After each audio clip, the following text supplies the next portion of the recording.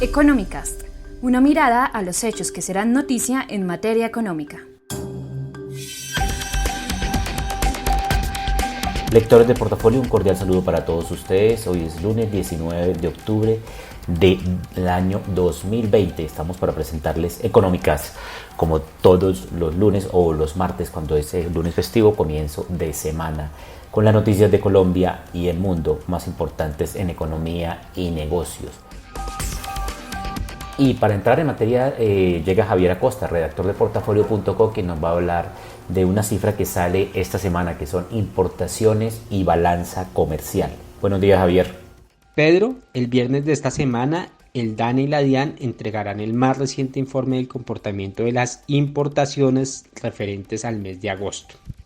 En este reporte también se darán a conocer los resultados de la balanza comercial de los primeros 8 meses del año y del octavo mes del 2020.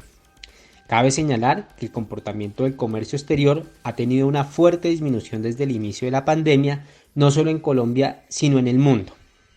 Precisamente, según el último informe entregado por el DANE y la DIAN, en julio del 2020, las importaciones de productos no extractivos presentaron una disminución de 20,1% con relación al mismo mes del 2019. Comportamiento que obedeció principalmente a la disminución de 17,3% en el grupo de manufacturas como resultado de las menores compras de maquinaria y equipos de transporte. En julio del 2020, las importaciones del grupo de combustible y productos de la industria extractiva presentaron una disminución del 58,9% en comparación con julio del 2019. Los productos que más contribuyeron a la disminución fueron petróleo y productos derivados del petróleo. También tuvieron bajas sensibles las compras externas de productos agropecuarios, alimentos y bebidas, que presentaron una disminución del 7% en comparación con julio del 2019. En cuanto a la balanza comercial, que mide la diferencia entre las exportaciones y las importaciones, registró en el mes de junio un déficit de 901 mil millones de dólares. En el periodo enero-junio del 2020 se registró un déficit de la balanza comercial colombiana de 5.371 millones de dólares. En el mismo periodo del 2019 se presentó un déficit de 5.470 millones de dólares. Recordemos que los resultados se conocerán el viernes hacia las 10 de la mañana. Así que estaremos muy pendientes de esta información, Pedro. Muchas gracias, Javier. Y ahora está Iván Ricardo Torres, también redactor de Portafolio.co, que nos va a hablar de el indicador de seguimiento a la economía que sale esta semana, también lo da el DANE, para ver cómo la economía colombiana se va reactivando a medida que las actividades económicas fueron retomando en todo el país. Buenos días, Pedro, buenos días, oyentes de Portafolio. Así es, este lunes, en las próximas horas, el Departamento Nacional de Estadística, DANE, dará a conocer su más reciente indicador de seguimiento de la economía correspondiente a agosto pasado. Recordemos que tras una caída histórica de la economía en la mayoría de sus indicadores en abril pasado, los indicadores de mayo y junio dieron algunas señales de que la recuperación del país podría ser en forma de V. Sin embargo, el reporte más reciente del DANE en ese sentido, es decir, de julio, mostró que la actividad económica tuvo un frenazo en esa mejora, lo cual podría indicar que la recuperación puede ser más lenta de lo estimado por los analistas económicos. Ahora bien, pues no hay un mayor optimismo sobre la dinámica económica en este mes, pues ya los resultados que entregó el DANE de Industria y Comercio mostraron que la reactivación no tuvo el mejor dinamismo en este mes, pues así lo demuestran sus reportes. Por ejemplo, el comercio fue el más golpeado, pues tuvo una reducción del 17,1%, en tanto que la producción del sector manufacturero tuvo una disminución de menos 10,3% en este mes del año.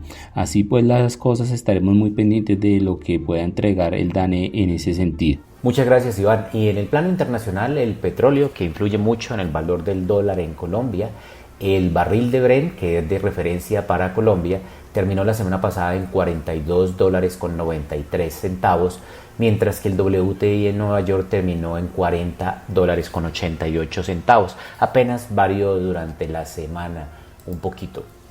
Para esta semana se espera que los precios continúen más o menos estables, aunque la semana pasada hubo días que subió 3%, otros días bajaron 3%, pero en general se mantuvieron.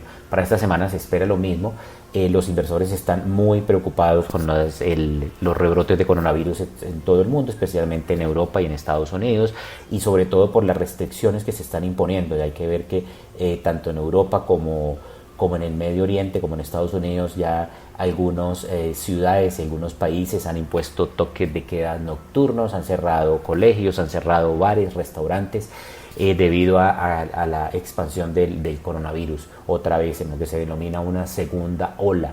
En cuanto al petróleo, bueno, hoy se reúnen los miembros de la OPEP para tratar de hacerle seguimiento al acuerdo de recorte de producción de petróleo y a la situación del mercado. No se espera que hoy salgan noticias grandes sobre este aspecto, ya que pues es una reunión más de seguimiento, más que de toma de decisiones. De todas maneras, el petróleo, los inversionistas tanto de los mercados como del petróleo, de las bolsas como del petróleo, están preocupados y están con el ojo puesto en las restricciones en los diferentes países del mundo.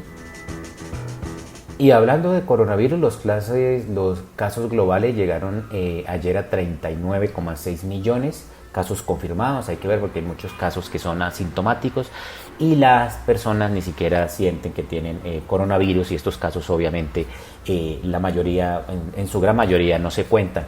Lo que quiere decir que casos confirmados van 39,6 millones. En las últimas 24 horas, o sea ayer, se reportó una cifra récord de 389.683 nuevos casos. Es un récord a nivel mundial. Los fallecimientos diarios también aumentaron y fueron de 6.046, con lo que el total de fallecidos por COVID suman 1.107.000 personas que han muerto por esta enfermedad desde que apareció en China a finales de diciembre, pero en enero se dio a conocer al mundo la aparición de este virus, que ha causado, como ya sabemos, más de 1 millón de personas fallecidas. En Estados Unidos los casos aumentaron en casi 70.000 en un día, mientras que India registró más de 61.000, casi el doble de Francia, 32.000, el tercer país donde la evolución de la pandemia es más grave. Por eso el toque de queda en 9 ciudades de Francia, como incluyendo a París.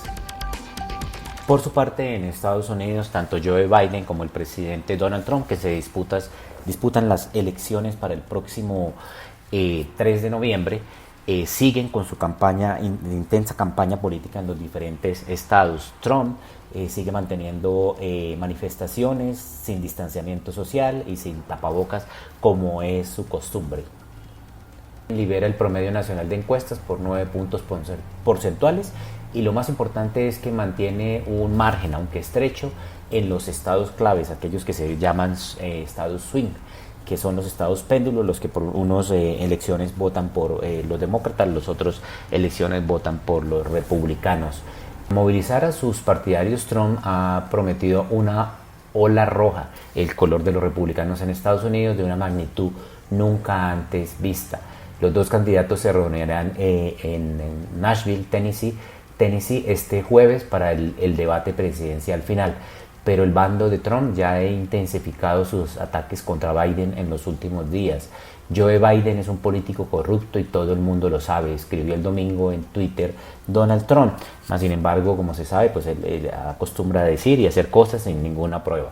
Más sin embargo, todo indica que Biden es el gran candidato para hacerse con las elecciones en los Estados Unidos, debido a su porcentaje nacional, pero también su ventaja en los estados en donde más disputados en Estados Unidos. Recordemos que en Estados Unidos no es suficiente ganar el voto popular, sino que también depende del colegio electoral, y en estos los estados son claves.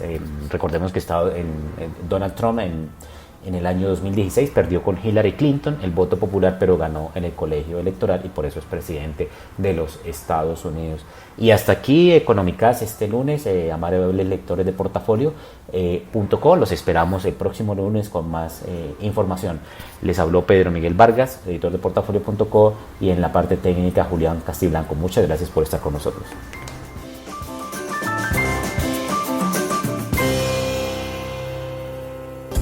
Económicas, un podcast de Portafolio para la casa editorial El Tiempo.